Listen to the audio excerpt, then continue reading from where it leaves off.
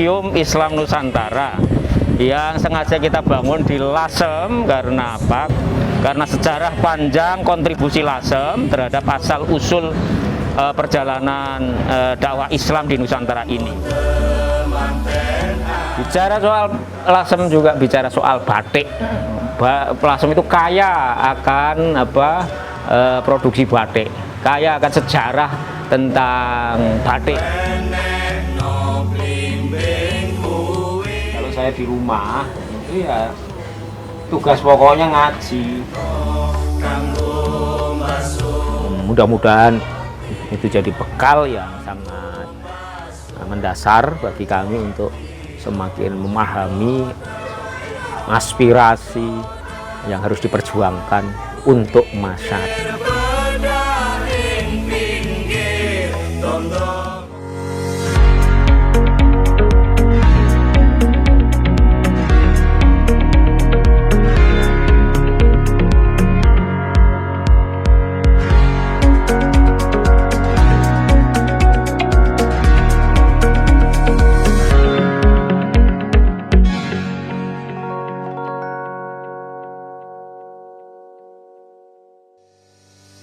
Halo, selamat pagi pemirsa. Berjumpa lagi dengan saya Septiana Devi, tentunya dalam program Proaktif. Hari ini saya berkesempatan untuk mengikuti agenda dari Wakil Ketua Komisi DPRD Provinsi Jawa Tengah, Bapak Haji Abdul Aziz SAG MSI dari Dapil 4, tepatnya di Kabupaten Rembang dan Kabupaten Pati. Hari ini saya berada di Kabupaten Rembang dan akan mengikuti kegiatan dari Bapak Haji Abdul Aziz atau yang akrab disapa dengan Gus Aziz. Apa saja kegiatannya? Ikuti terus kebersamaan kita dalam Proaktif.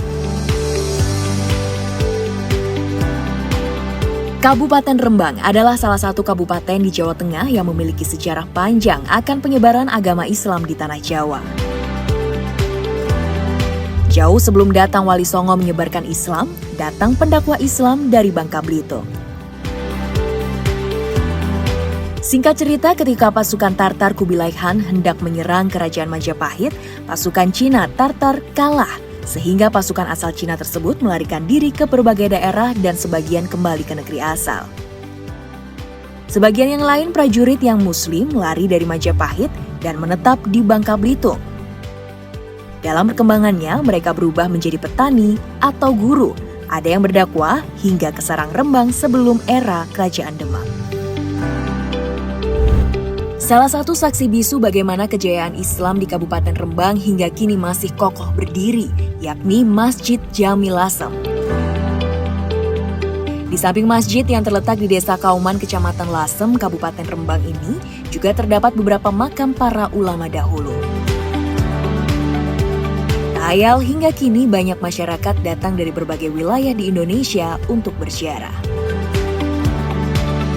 Dan bicara tentang Lasem Rembang, tentu tidak bisa kita pisahkan dari salah satu wakil rakyat kita yang duduk di DPRD Provinsi Jawa Tengah. Beliau adalah Bapak Abdul Aziz, Wakil Ketua Komisi DPRD Provinsi Jawa Tengah dari fraksi Partai Persatuan Pembangunan. Legislator yang memiliki hobi berolahraga ini merupakan salah satu anggota DPRD Jateng yang berasal dari Dapil Jateng 4, yakni Kabupaten Rembang dan Kabupaten Pati. Saat melaksanakan tugas kedewanan yakni mengunjungi daerah pemilihan atau Kundapil di Kabupaten Rembang, kita pun diajak untuk mengikuti langsung bagaimana keseharian beliau mengunjungi dapil dan bertemu dengan sejumlah masyarakat. Pemirsa, saat ini saya berada di Museum Islam Nusantara Lasem bersama dengan Gus Aziz dan kita penasaran kenapa dinamakan Museum Islam Nusantara. Dengan belakang kita kali ini adalah beberapa kaligrafi yang berisikan ayat-ayat Al-Quran ya. Kita langsung tanya dengan Gus Aziz. Gus Aziz, mungkin boleh diceritakan Museum Islam Nusantara ini apa sih sebenarnya, Gus Aziz? Iya, jadi Mbak, ini Museum Islam Nusantara yang sengaja kita bangun di Lasem. Karena apa? Karena sejarah panjang kontribusi Lasem terhadap asal-usul perjalanan dakwah Islam di Nusantara ini, sehingga kita melalui diskusi panjang di internal teman-teman Masjid Jami Lasem itu akhirnya sepakat untuk kita bangun prasastinya dalam bentuk bangunan yang saya kira bisa kita lihat sekarang ini. Museum yang terdiri dari 3 lantai. Lantai ketiga nanti akan kita ekspos 30 juz Al-Quran kaligrafi. Lantai kedua nanti kita akan ekspos naskah-naskah, narasi-narasi, dan artefak benda-benda kuno yang bisa kita tampilkan. Menarik ya, karena ukiran kaligrafinya ini seperti untuk jendela-jendela ya Gus ya. Boleh diceritakan Gus maknanya? Jadi nanti ini yang lantai ketiga ini adalah full bangunan kaligrafi Al-Quran. Jadi bisa juga disebut jendela Al-Quran terbesar yang ada di tanah Jawa ini. Oke. Kita tanya juga dengan takmir masjid dari Jamil Lasem ya. Ya. Bapak dengan Pak siapa Pak? Abdul Muid. Pak Abdul Muid. Ya, Pak Abdul Muid boleh diceritakan. Ini kan Museum Islam Nusantara, tapi kalau dilihat bentuk bangunannya seperti bangunan Minangkabau. Boleh diceritakan, Pak Abdul Muid? Ya, kita terinspirasi dari tokoh-tokoh yang dari Minangkabau itu. Ada 3 tokoh, Mbah Maksum, Mbah Khalil, sama yang satu Mas Tuki. Ketiga-tiganya itu dari keturunan Minangkabau ini. Iya.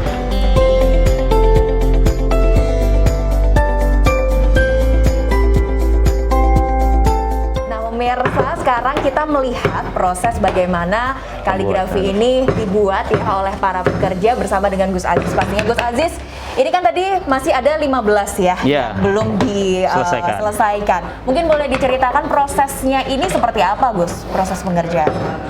Iya, yang pertama secara khusus kita mendatangkan para pengukir dari Jepara, karena Jepara tentu kita tahu ahlinya. Para pekerja-pekerja yang punya skill ukir bagus gitu. Kemudian yang kedua, kita mendatangkan kayunya ini langsung dari TPK. Kenapa? Karena kalau kayunya tidak dari TPK itu kita khawatir, karena ukiran-ukirannya kan kecil, kaligrafinya kan kecil. Ya. Kita akan ngecek lagi ya Gus, ya, karena ini ternyata langsung dipantau ya oleh Gus Aziz proses pengerjaan dari masing-masing kaligrafi ini. Pemirsa, kita masih ada di Museum Lasem Nusantara, tapi kita bakalan cari tahu lagi Museum Islam Nusantara yang ada di Lasem. Sebetulnya itu apa sih Gus Agus? Iya, jadi Museum Islam Nusantara itu berdiri di Lasem karena 3 alasan penting. Ada 3 fase sejarah penting yang pernah diperankan oleh Lasem dalam konteks dakwah Islam Nusantara di negeri ini. Yang pertama adalah fase sekitar akhir abad 15. Ketika itu muncul peran para wali songo yang di dalamnya saya kira yang kita garis bawahi adalah peran seorang Sunan Bonang yang berdakwah di sekitar Lasem. Kemudian yang kedua sekitar abad 17 yang memunculkan sosok yang bernama Mbah Sambu yang makamnya sekarang ini ada di samping kiri saya, tepat di belakang mihrab Masjid Jami' Lasem. Mbah Sambu ini adalah tokoh penting abad 17 yang menurunkan genealogi keilmuan dan nasab hampir seluruh ulama Jawa yang ada di tanah Jawa ini yang terkenal, yang ada di sekitar kita. Mbah Hasyim Asy'ari, Mbah Maksum, kemudian Mbah Wahab Basbowo dan lain sebagainya, itu adalah keturunan beliau, Mbah Sambu ini. Kemudian yang ketiga adalah fase abad sekitar 19 yang memunculkan tokoh-tokoh yang berada di sekitar Lasem, antara lain Mbah Maksum sendiri, makbarahnya ada di sini. Kemudian Mbah Baidowi, beliau ini juga sosok yang tercatat sebagai pendiri NU. Kemudian Mbah Khalil, ketiga beliau ini makamnya ada di sini juga. Penting bahwa pendopo ini sudah kita bangun sudah hampir 2 tahun, alhamdulillah, dengan soko gurunya ini 30 cm. Selama 2 tahun terakhir ini pendopo ini sangat bermanfaat sekali karena ada pengajian rutin yang kita gelar di pendopo ini. Kemudian Ada beberapa kali diskusi juga kita lakukan di sini. Oke, jadi siapapun boleh ya? Boleh, Siang silakan, diskusi di masyarakat Pendopo ini umum, ya. silakan. Pendopo Tejo Kusuma. Nanti Oke. kita lanjut lagi jalan-jalan masih di seputaran Lasem. Habis ini kita jalan kemana lagi, Gus? Ke batik UMKM. Oke.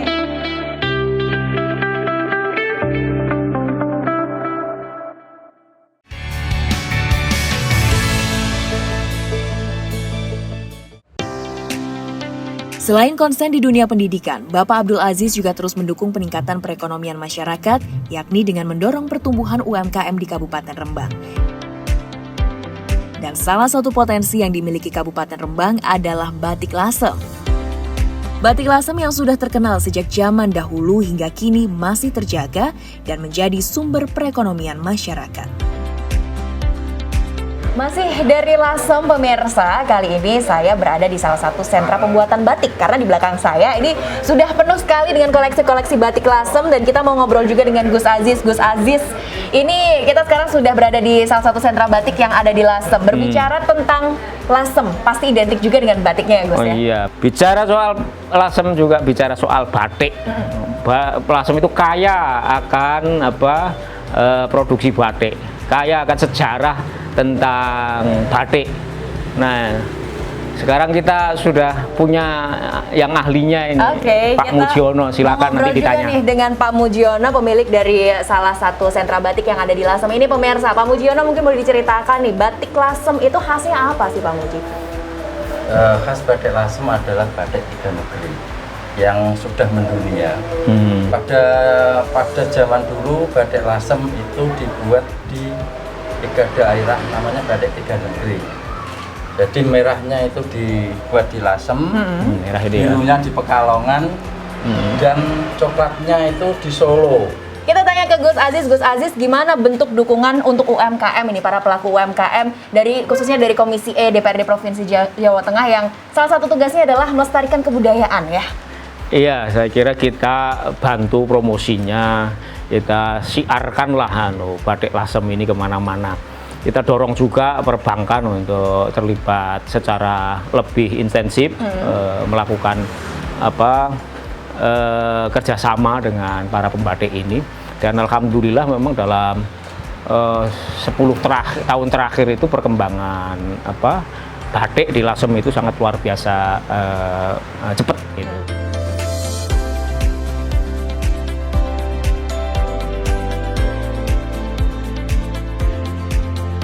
Usai di sentra batik Lasem, perjalanan kita berlanjut ke Rumah Merah Heritage Lasem Rembang, yang merupakan rumah bergaya khas Cina Hindia dan Indis Belanda yang terletak di kawasan Karangturi Lasem. Bangunan ini menjadi bagian dari sejarah etnis Tionghoa di Lasem yang dibangun pada abad ke-19.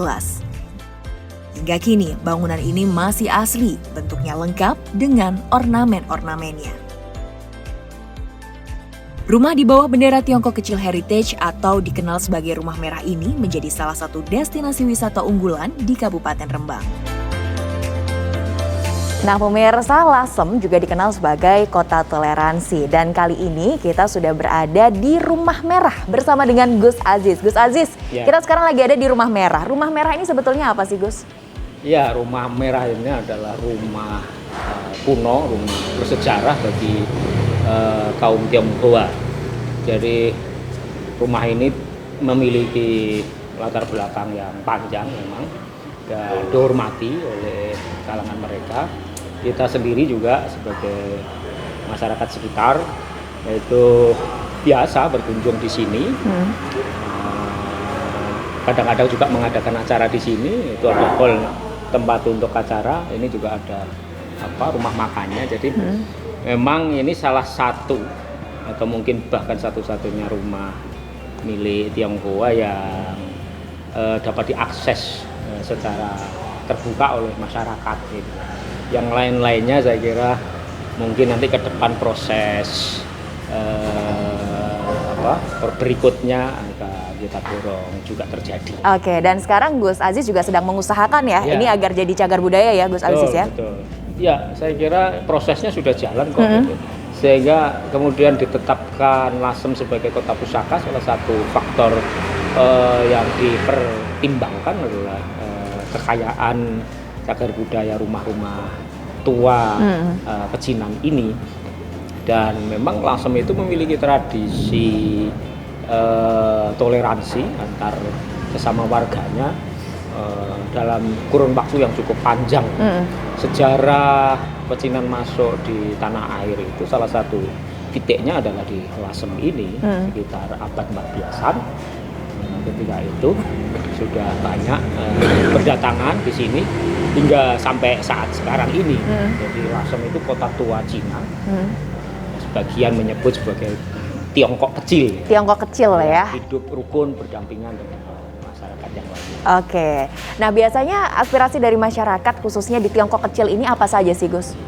Ya saya kira pelestarian tadi itu. Tentang budaya ya? Tentang budaya. Kemudian masyarakat lingkungan sekitar harus satu padu mendukung, bersama-sama guyup, bersama-sama mengembangkan agar kemudian Lasem sebagai kota toleransi nasional itu menjadi semakin dikenal oleh masyarakat luas. Oke, bukan hanya slogan saja, semoga segera terwujud ya ini keinginan dari masyarakat Lasem, Tiongkok kecil ya. Dari Rumah Merah, setelah ini kita mau lanjut lagi ya Gus ya, untuk mengikuti agenda Wakil Ketua Komisi E DPRD Provinsi Jawa Tengah, Gus Aziz.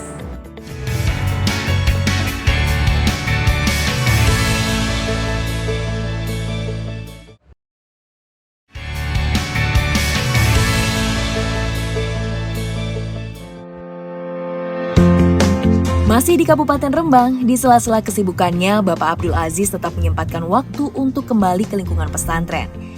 Ya, sebagai pribadi yang dibesarkan di lingkungan pesantren, beliau tidak pernah meninggalkan aktivitasnya untuk mengajar bersama ratusan santrinya.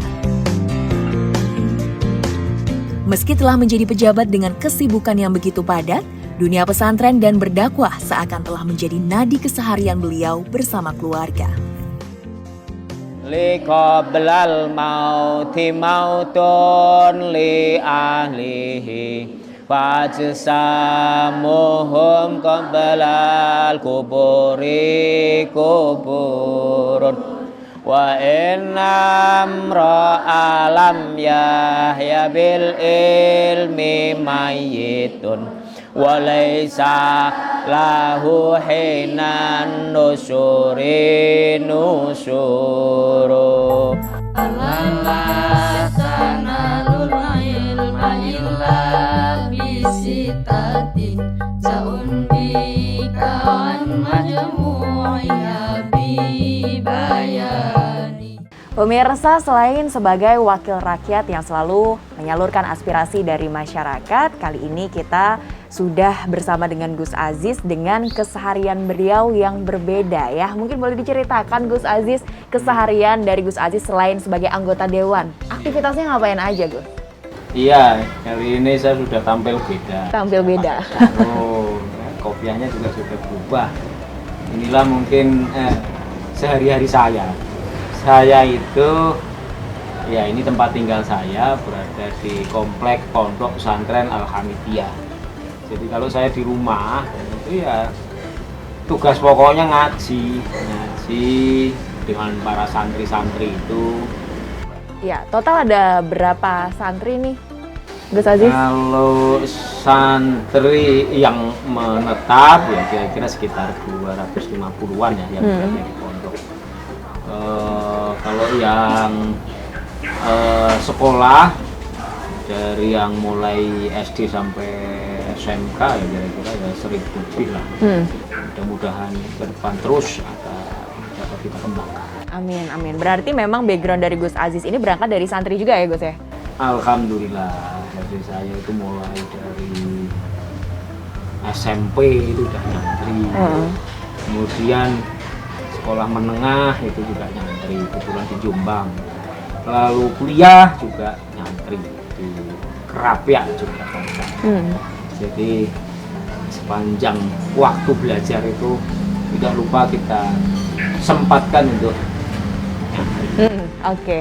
Jadi di sepanjang dari SMP, SMA sampai kuliah selalu nyantri setia dan Gimana ceritanya bisa jadi anggota dewan nih Gus? Iya.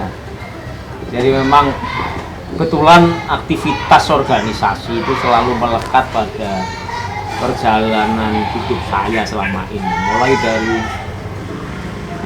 sekolah menengah itu sudah terus aktif, di kuliah juga aktif, di organisasi kemahasiswaan, pasca kuliah kemudian kebetulan terlibat di dalam organisasi politik di Lasem ini. Keluarga besar kami kebetulan memang punya tradisi terjun di dunia politik, yaitu P3, Partai Persatuan Pembangunan. Ayah kami dulu juga tokoh di partai ini, sehingga kita melanjutkan legacy para orang tua itu kewajiban para penerusnya untuk terus melanjutkan dan mengembangkannya. Berarti dari dulu tidak asing dengan dunia politik sebetulnya ya Gus ya? Bisa dikatakan begitu. Sudah dekat dengan dunia politik. Sudah melekat mendarah daging, jadi merasuk di dalam batiniah kita, sehingga insya Allah kita cukup memiliki pengalaman. Mudah-mudahan dengan bekal pengalaman itu kita bisa terus melanjutkan tugas-tugas dakwah dan politik ini. Baik. Gus Aziz sudah berapa kali jadi anggota dewan nih Gus? Iya Mbak, kebetulan ini adalah periode yang ketiga. Periode yang ketiga. Kami mulai masuk itu di 2009, langsung di tingkat provinsi Jawa Tengah. Sehingga hari ini 2022 lewat pemilu 2019 kami mempertahankan posisi untuk bertahan di DPRD provinsi lewat Dapil, Rembang, dan Pati. Jadi karena sudah yang ketiga, mudah-mudahan itu jadi bekal yang sangat mendasar bagi kami untuk semakin memahami aspirasi yang harus diperjuangkan untuk masyarakat. Gus Aziz, ini kan kalau kita tadi seharian mengikuti kegiatan Gus Aziz, padat sekali ya saat mengunjungi daerah pemilihan ataupun dapil. Agenda-agenda seperti itu apakah juga mengurangi waktu Gus Aziz bersama dengan keluarga? Karena kan juga rumahnya asli Rembang ya, Lasem ya. Iya, memang kita harus pandai mengatur waktu, termasuk memberi porsi yang sangat penting untuk keluarga ini. Kita karena sudah punya tradisi kegiatan dan aktivitas yang padat, sudah dalam waktu yang agak lama, sehingga istri kemudian anak-anak juga itu sudah tahu langgamnya ya, kira-kira begitu. Sehingga kita kemudian sering merancang, ada waktu yang memang kita bikin khusus. Minggu ini kita harus berkumpul, kita harus makan-makan bareng, atau kita harus bersantai dengan bersepeda bersama begitu. Itu kadang-kadang kemudian justru akan semakin membuat waktu spesial itu menjadi istimewa kan gitu. Iya, saya punya harapan banyak tentu saja kepada masyarakat luas dan sekitar lingkungan kita masing-masing. Harapan yang terkecil misalnya untuk keluarga masing-masing. Saya kira keluarga itu adalah elemen terkecil yang paling penting dalam kehidupan masyarakat. Maka keluarga nomor satukan.